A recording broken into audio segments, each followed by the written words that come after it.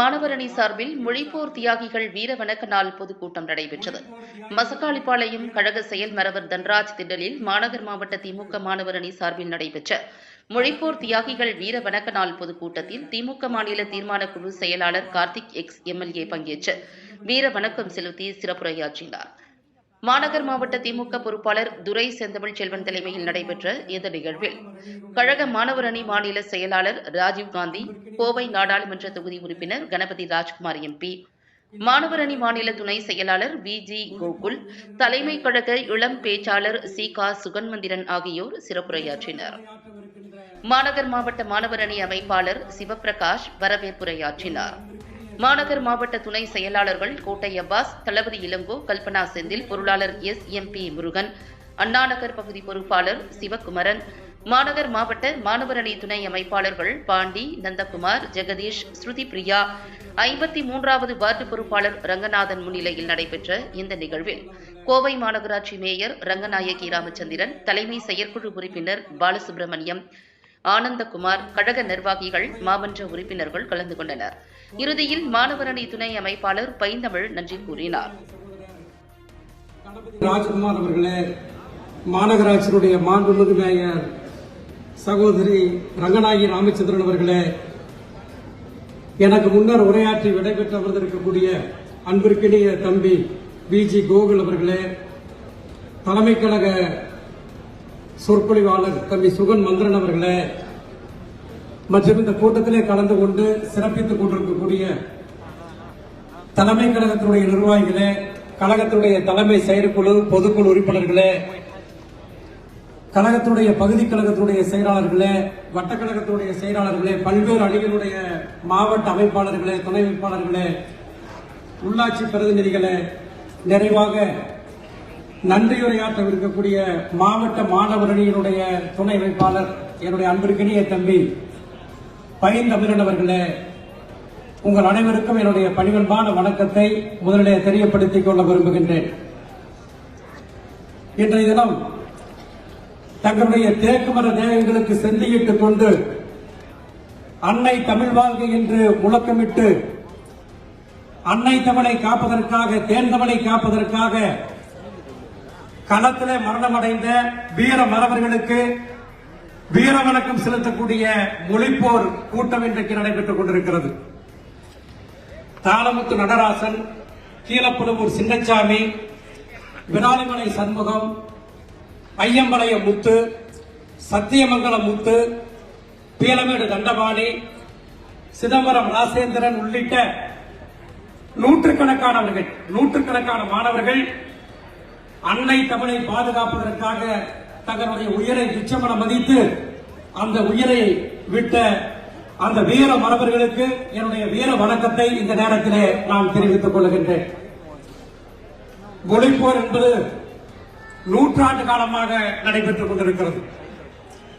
எப்பொழுதெல்லாம் அன்னை தமிழை அழிப்பதற்கு வடக்கே இருந்து ஆட்சியாளர்கள் தங்களுடைய அதிகாரத்தை பயன்படுத்துகிறார்களோ அன்றைக்கெல்லாம் தமிழ்நாடு கிளம்பிட்டுதான் தமிழ் சிங்க கூட்டம், கிளித்தெறிய தேடுதான் பகை கூட்டத்தை என்று தமிழ்நாட்டிலே கிளர்ந்தெழுந்து மாபெரும் மொழி புரட்சியை உலகத்திலேயே, உலக நாடுகளே வியக்கத்தக்க வகையில மொழி புரட்சியில ஒரு மிகப்பெரிய ஒரு சரித்திரம் படைத்த நாடு நம்முடைய தமிழ்நாடு என்பதை இந்த நேரத்தில் நினைவு கூறுகின்றேன்.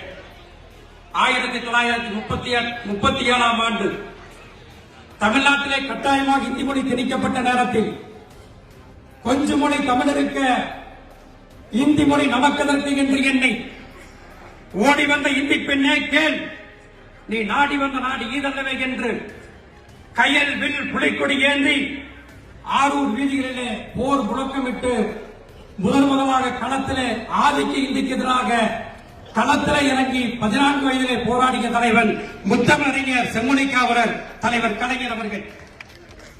அப்படி தலைவர் கலைஞருடைய வழியில இன்றைக்கு நம்முடைய மாண்புமிகு தமிழ்நாட்டுடைய முதலமைச்சர் திராவிட நாயகன் அன்பு தலைவர் தளபதியினுடைய வழியில் நம்முடைய திராவிட பேரியக்கத்தினுடைய இளைய தலைவர், கழகத்தினுடைய இளைஞரணியினுடைய செயலாளர், மாண்புமிகு தமிழ்நாட்டுடைய துணை முதலமைச்சருடைய வழியில இன்றைக்கு தொடர்ந்து ஆதிக்க இந்திக்கு எதிராக எப்பொழுதெல்லாம் ஒன்றிய அரசு இந்தியை திணிக்கிறதோ அன்றைக்கெல்லாம் திராவிட முன்னேற்ற கழகம் களத்திலே இறங்கி போராடி அன்னை தமிழை பாதுகாப்பதற்காக போர் கவசமாக செயல்படுகின்ற இயக்கம் திராவிட முன்னேற்ற கழகம் என்பதை இந்த நேரத்தில் தெரிவித்துக் கொள்கின்றேன்.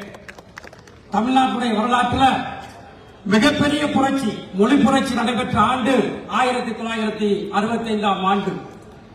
சமீபத்திலே நம்மை விட்டு மறைந்த முன்னாள் மாநிலங்களவை உறுப்பினர் அன்பிற்குரிய அண்ணன் எல் கணேசன் அவர்கள் மாணவர் அணியினுடைய தலைவராக இருந்த காலகட்டத்தில் நம்முடைய கழகத்துடைய பொதுச் செயலாளர் அன்பிற்குரிய அண்ணன் துரைமுருகன் அவர்களும் விருதுநகர் சீனிவாசன் போன்ற மாணவர் அணியினுடைய தலைவர்கள் அன்றைக்கு இருந்த அந்த காலகட்டத்தில் தான் 65ஆம் ஆண்டு மகத்தான மொழி புரட்சி நடைபெற்றது. அன்னை தமிழை பாதுகாப்பதற்காக தமிழ்நாடு முழுவதும் பல்லாயிரக்கணக்கான இளைஞர்கள் அந்த மொழி புரட்சியை நடத்தி அன்னை தமிழை பாதுகாத்தார்கள். இப்படி தொடர்ந்து எப்பொழுதெல்லாம் தமிழ் மொழிக்கு ஆபத்து வருகிறதோ அன்றைக்கெல்லாம் தமிழ்நாட்டிலே திராவிட முன்னேற்ற கழகம் தமிழ் மொழிக்கு ஒரு போர் கவசமாக இருந்து போராடி வருகிறது என்பதை இந்த நேரத்திலே நினைவு கூற கடமைப்பட்டிருக்கின்றேன். சுமார் 40 ஆண்டு காலத்திற்கு முன்பு 1986ஆம் ஆண்டு தமிழ்நாட்டுடைய முதலமைச்சராக மதிப்பிற்குரிய எம்ஜிஆர் அவர்கள் இருந்தார்கள். அன்றைய காலகட்டத்தில் அன்றைக்கு இருந்த ஒன்றிய அரசு ஆதிக்க இந்தி மொழியை திணிப்பதற்காக தேவநாகரி வரி வடிவில் உள்ள இந்தி மொழிதான் இந்தியாவுடைய ஆட்சி மொழி என்று வலியுறுத்தி சொல்லப்பட்ட அந்த சட்ட நகல்ல மத்திய மாநில அரசுடைய அலுவலர்கள் கையொப்பமிட வேண்டும் என்று சொல்லி ஒரு சுற்றறிக்கை அனுப்பினாங்க. அப்படி அனுப்பப்பட்ட நேரத்தில் தலைவர் கலைஞர் அவர்கள் ஒருபோதும் தமிழ்நாட்டிலே நடக்காது, அப்படி நீங்கள் சொன்னால் நீங்கள் சொல்லுகின்ற தேவநாகரி வரி வடிவில் உள்ள இந்தி மொழிதான் இந்தியாவுடைய ஆட்சி மொழி என்று வலியுறுத்தி சொல்லப்படுகின்ற அந்த சட்ட நகலை நாங்கள் தீயிட்டுக் கொளுத்துவோம் என்று சொல்லி தலைவர் கலைஞர் அவர்கள் போராட்டத்தை அறிவித்தார்கள். முதல் கட்ட போராட்டம் நம்முடைய செந்தமிழ் செல்வர் இனமான பேராசிரியருடைய தலைமையில் சென்னை வள்ளுவர் கோட்டத்தில் நடைபெற்றது. இனமான பேராசிரியர் அவர்கள் முதல் கட்ட போராட்டத்தில் கைது செய்யப்பட்டார்கள். இரண்டாம் கட்ட போராட்டத்திற்கு நம்முடைய உயிர் தலைவர் கலைஞர் அவர்கள் அந்த போராட்டத்திற்கு தலைமையேற்று அந்த தேவநாகரி வரி வடிவில் உள்ள இந்தி மொழியினுடைய அந்த சட்ட நகலை தலைவர் கலைஞர் அவர்கள் தீயிட்டுக் கொளுத்தினார்கள். அன்றைய காலகட்டத்தில் பார்த்திருப்பீங்க, தலைவர் கலைஞர் அவர்களுக்கு எம்ஜிஆர் அவர்கள் முதலமைச்சராக இருந்த அந்த காலகட்டத்தில் தலைவர் கலைஞருக்கு சிறைச்சாலையில் கைதி உடையை எம்ஜிஆர் அவர்கள் வழங்கினார்கள். இது மிகப்பெரிய ஒரு சர்ச்சையாக இருந்தது. விசாரணை கைதியாக கைது செய்யப்பட்டு சிறையில் அடைக்கப்பட்ட தலைவர் கலைஞருக்கு கைதியுடை வழங்கிய அரசு அன்றைய அதிமுக அரசு என்பதை இந்த நேரத்தில் நினைவு கூற கடமைப்பட்டிருக்கின்றேன். அன்றைக்கு மாணவர்களாக இளைஞர்களாக இருந்த என்னை போன்றவர்கள் அன்றைக்கு அந்த சட்டெரிப்பு போராட்டத்தில் அன்றைய காலகட்டத்தில் நடந்த நேரத்தில் தமிழ்நாடு முழுவதும் பல்லாயிரக்கணக்கானவர்கள் கைது செய்யப்பட்டார்கள். இதே கோவையில் அன்றைக்கு செயல்பட்டுக் கொண்டிருந்த பொள்ளாச்சி அண்ணன் உமாபதி அவர்கள், அதே போல அண்ணன் தம்புராஜ், நவமணி, யோகநாதன், தங்கவேல், காட்டூர் ராமமூர்த்தி உள்ளிட்ட என்னை அதில் அந்த வழக்கில் கைது செய்தார்கள். சிங்காரனூர்ல ரயில் தண்டவாளத்தில் வெடிகுண்டு வைத்ததாக அன்றைக்கு ஒரு பொய் வழக்கினை எம்ஜிஆர் அவருடைய அரசு அன்றைக்கு 40 வருஷத்துக்கு முன்னாடி 1986ஆம் ஆண்டு தமிழ்நாட்டிலே தலைவர் கலைஞர் அவர்களால் தலைமையாகி நடத்தப்பட்ட ஆதிக்க இந்திக்கு எதிராக நடத்தப்பட்ட அந்த தேவநாகரி வரிவடிவில் இருக்கக்கூடிய அந்த சட்ட நகலை தீயிட்டுக் கொளுத்திய போராட்டத்தில், அந்த மொழி போராட்டத்தில் வெடிகுண்டு வைத்ததாக அன்றைக்கு எம்ஜிஆருடைய அரசு என்னை கைது செய்தார்கள். கிட்டத்தட்ட 6 மாத காலம் அன்றைக்கு கோவை மத்திய சிறைச்சாலையில் நான் அடைக்கப்பட்டேன். இப்படி திராவிட முன்னேற்ற கழகத்தில் என்னை போன்றவர்கள், இங்கே மேடையில் அமர்ந்திருக்கக்கூடிய கோட்டை அப்பாஸ் போன்ற தம்பிகள், பல்லாயிரக்கணக்கானவர்கள், லட்சக்கணக்கானவர்கள் எப்பொழுதெல்லாம் ஆதிக்க இந்தி திணிக்கப்படுகிறதோ அப்பொழுதெல்லாம் திராவிட முன்னேற்ற கழகம் துடிக்கெழுந்து போராடும் என்பதை மட்டும் இந்த நேரத்தில் அன்போடு தெரிவித்துக் கொண்டு, அந்த அடிப்படையில் இன்றைக்கு மொழிப்போர் தியாகிகளுக்கு வீர வணக்கம் செலுத்தக்கூடிய இந்த எழுச்சிமிகு கூட்டத்தில் பேசுவதற்கு மிகச்சிறப்பான ஒரு வாய்ப்பு எனக்கு வழங்கப்பட்டிருக்கிறது. இந்த திடல்ல பேசுகின்ற பொழுது எனக்கு நினைவுக்கு வருவது அன்புக்குரிய அண்ணன் தன்ராஜ் அவர்கள், கழகத்துடைய செயல் வீரர், செயல் மரபர், அவர் இந்த வட்டத்தினுடைய மாவட்ட உறுப்பினராக வட்டக்கழகத்தினுடைய செயலாளராக இருந்த நேரத்தில் பல நூற்றுக்கணக்கான நிகழ்ச்சிகளிலே நான் பங்கேற்றிருக்கின்றேன். அப்படி அண்ணன் தன்ராஜ் அவர்கள், மேரா குருசாமி அவர்கள், முன்னாள் நகர செயலாளர் பவுனசாமி அவர்கள், அதை போலவே வட்ட செயலாளர் தங்கவேல் அவர்கள், அவர் வழியில இன்றைக்கு தம்பி சிவகுமார் அவர்கள் பணியாற்றிக் கொண்டிருக்கிறார். அப்படிப்பட்ட கழகத்துடைய செயல் வீரர்கள் வாழ்ந்த பகுதி இந்த பகுதி என்றைக்கும் திராவிட முன்னேற்ற கழகத்துடைய எஃகு கோட்டையாக திகழும்.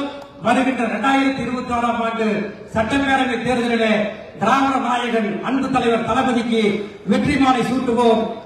நம்முடைய ஒளிப்போர் வீரர்கள் அனைவருக்கும் வீர வணக்கங்களை செலுத்தி நிறைவு செய்கின்றேன். நன்றி, வணக்கம்.